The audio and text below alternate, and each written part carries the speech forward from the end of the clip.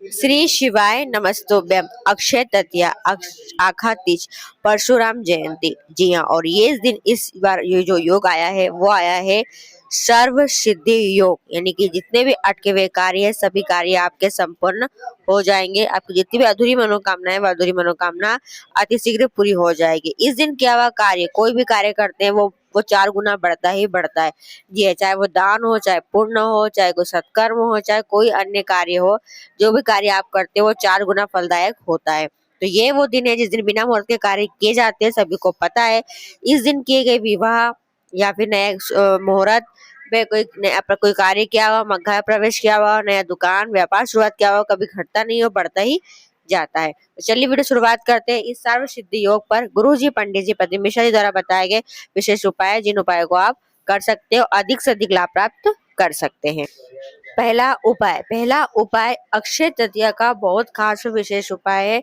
जी हाँ, उससे पहले आप जान ले कि सुबह 19 अप्रैल को सुबह 10:49 से अक्षय तृतीया की शुरुआत हो जाएगी और 20 अप्रैल के दिन यह अक्षय तृतीया पूरी हो जाएगी सुबह सुबह ही। इसलिए 19 अप्रैल को ये अक्षय तृतीया का शुभ दिन माना जाएगा। और इसी दिन अगर आप जो भी सामग्री खरीदना चाहते हैं, सोने की, चांदी की आभूषण आप खरीद सकते हैं। कब खरीदेंगे? रविवार के दिन। गुरुजी ने कहा है इस दिन कुछ खरीदे चाहे ना खरीदे, पर एक माटी का घड़ा अवश्य खरीद कर लाना चाहिए। खरीद कर लाए, किसी मंदिर में दान दे दे। एक माटी का घड़ा अक्षय तृतीया के दिन होता है सोने के एक घड़े के बराबर। तो अगर कोई दान पुण्य करना चाहते हैं इस दिन, तो एक माटी का घड़ा खरीदकर किसी मंदिर में, शिवालय में दान करके आ जाए, या फिर अपने घर के लिए भी खरीद कर लेकर आ सकते हैं। सबसे शुभ होता है माटी का घड़ा इस दिन खरीदना। जी हाँ, अब उपाय की बात करते हैं। जिन लड़का या लड़कियों का मंगल विवाह नहीं हो रहा है, उम्र काफी बढ़ चुकी है, 35 साल 40 साल हो गई है, विवाह के रिश्ते नहीं आ रहे हैं, तो यह उपाय आप 19 और 20 अप्रैल दोनों में से किसी एक दिन कर सकते हैं। जी हाँ, 20 अप्रैल को करोगे तो प्रदोष काल में कीजिएगा, और 19 अप्रैल को आप कभी भी किसी भी दिन किसी भी समय कर सकते हैं। जी हाँ, जिनका मंगल विवाह नहीं हो रहा है वह स्वयं इस उपाय को करें। क्या करें? आपको लेना है 7 बेलपत्री, 7 कनेर के पुष्प, 7 दुर्वा और 7 चावल के दाने। सारी सामग्री आपको साथ साथ लेना है। क्या क्या लोगे? 7 बेलपत्री लोगे, 7 कनेर के पुष्प लोगे, 7 दुर्वा लोगे, 7 बेलपत्री लोगे। ये सारी सामग्री आपको साथ साथ सेवन सेवन ले लेना है। अपने सीने, अपने हृदय से लगाकर श्री शिवाय नमस्तुभ्यम बोलते हुए अक्षय तृतीया के दिन महादेव के शिवलिंग पर ये सातों सामग्री चारों सामग्री शिवलिंग के ऊपर समर्पित कर देना है। सामग्री साथ साथ ही लेना है। 7 बेलपत्री, 7 दुर्वा, 7 कनेर के पुष्प और 7 चावल के दाने, चारों सामग्री महादेव के शिवलिंग पर अपने विवाह की कामना करते हुए, लड़का या लड़की कोई भी अपने विवाह की कामना करते हुए महादेव के शिवलिंग पर समर्पित कर दीजिएगा। बस इतना सा कीजिएगा। यह उपाय विशेष मंगल विवाह के लिए। आप सभी को तो पता ही होगा कि अक्षय तृतीया के दिन बिना मुहूर्त के मंगल विवाह हो जाते हैं। तो अगर आपका भी विवाह नहीं हो रहा है, विवाह के योग नहीं लग पा रहे, तो योग नहीं भी होंगे तो योग बन जाएंगे, बाबा सुनेंगे ही सुनेंगे। तो यह विशेष उपाय आप अक्षय तृतीया के दिन मंगल विवाह के लिए अवश्य कीजिएगा। दूसरा उपाय, यह उपाय है मनोकामना पूर्ति के लिए। जी हाँ, अक्षय तृतीया है, कोई भी कार्य आपका असफल नहीं होगा। सच्चे दिल से, पूरे विश्वास के साथ अक्षय तृतीया पर इस सरल से उपाय को अवश्य कीजिएगा।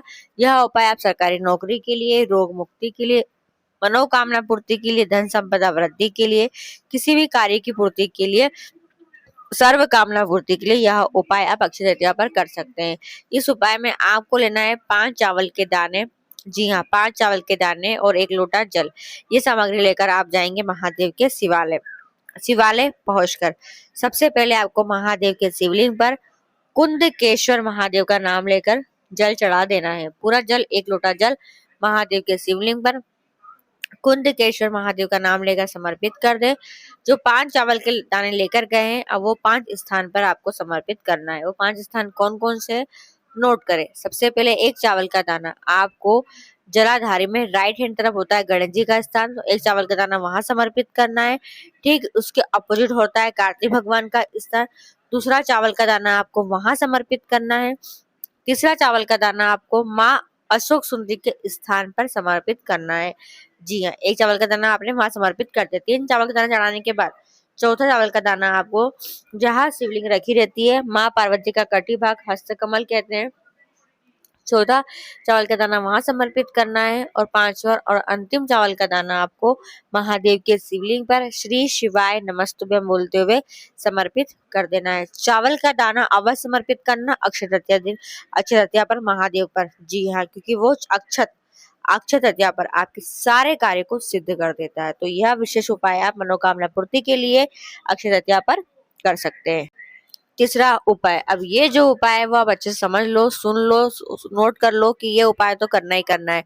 19 तारीख को करे चाहे 20 तारीख को करे, पर अगर आप यह उपाय कर लेते हो तो कोई भी आपकी ऐसी अधूरी मनोकामना नहीं है जो मनोकामना अब भी अधूरी रह जाए। यानी कि कोई आपकी मनोकामना है जो अभी तक अधूरी है, तो अब ऐसा नहीं होगा, अब अधूरी मनोकामना भी आपकी पूरी हो जाएगी। सबसे पहले आपको करना है क्या है, आपको गिनना है 108 चावल के दाने घर पर।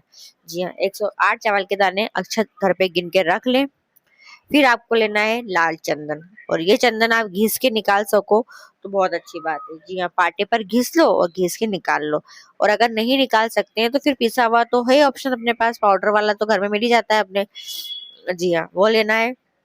ये लेकर आप जाएंगे महादेव के शिवालय। शिवालय पहुंचकर लाल चंदन से सबसे पहले महादेव के शिवलिंग पर त्रिपुंड बनाना।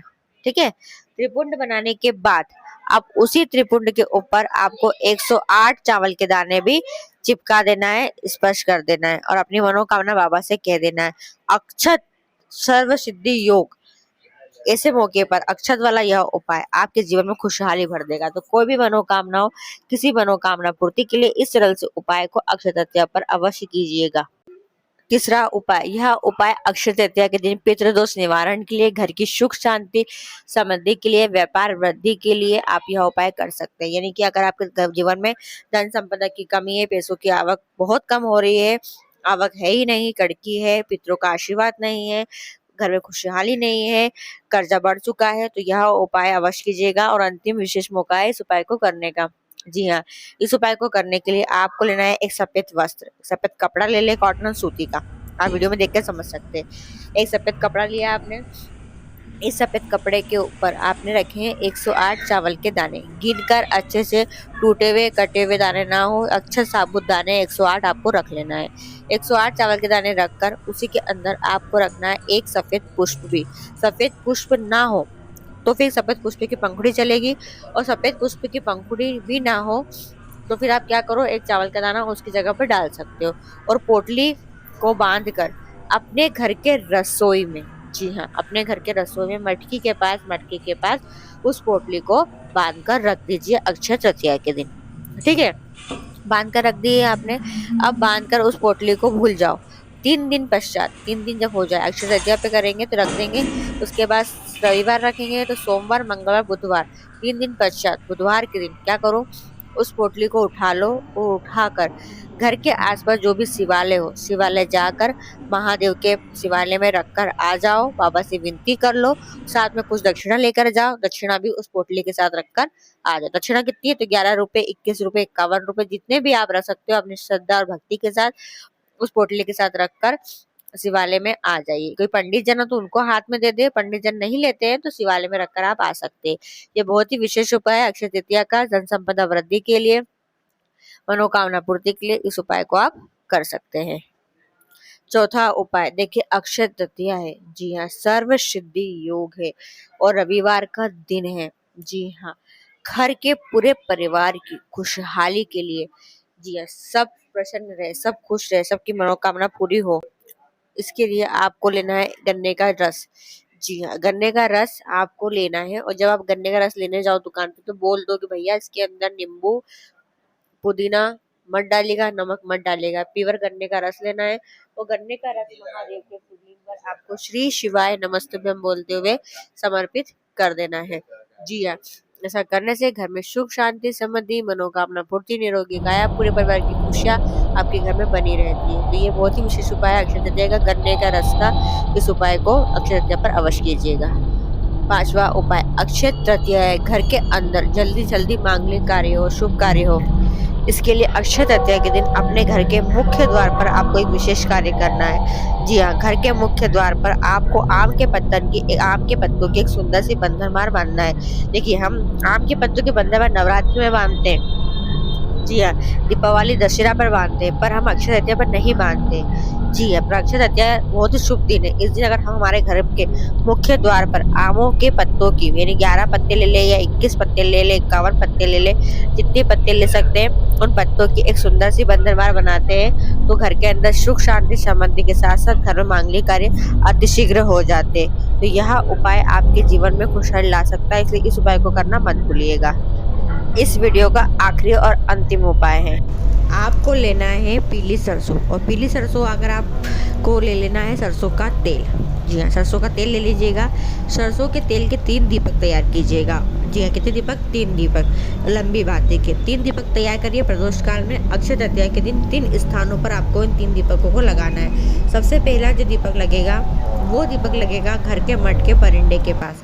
पहला दीपक सरसों के तेल का। जी हाँ, और बाती का मुख दक्षिण दिशा में नहीं करना है, बाती का मुख उत्तर दिशा की ओर करना है। जो दूसरा दीपक लगेगा वो घर के मुख्य द्वार पर लगेगा सरसों का। उसमें थोड़ी सी आप पीली सरसों, काली सरसों डाल सकते हैं। जी हाँ, उसके बाद तीसरा दीपक लगेगा महादेव के सम्मुख। जी हाँ, महादेव के सम्मुख, महादेव के शिवालय जाकर आप तीसरा दीपक लगा दीजिए। शिवालय नहीं जा पाते हैं तो बेलपत्री के वृक्ष में तीसरा दीपक आप लगा सकते हैं। तो 3 दीपक का यह उपाय बहुत चमत्कारी विशेष उपाय है। अक्षय तृतीया का बहुत अचूक उपाय है। अक्षय तृतीया पर इस उपाय को कर कर आप अपनी मनोकामना को जल्दी पूरा कर सकते हैं। वैसे ये विशेष उपाय है, कोई एक उपाय भी अगर आप करते हैं तो आपके जीवन के जो अधूरे कार्य वह पूरे हो जाएंगे। तो वीडियो पसंद आती है, आपके लिए उपयोगी रहती है, तो वीडियो को और लोगों तक जरूर शेयर कीजिएगा। श्री शिवाय नमस्तुभ्यम, हर हर महादेव।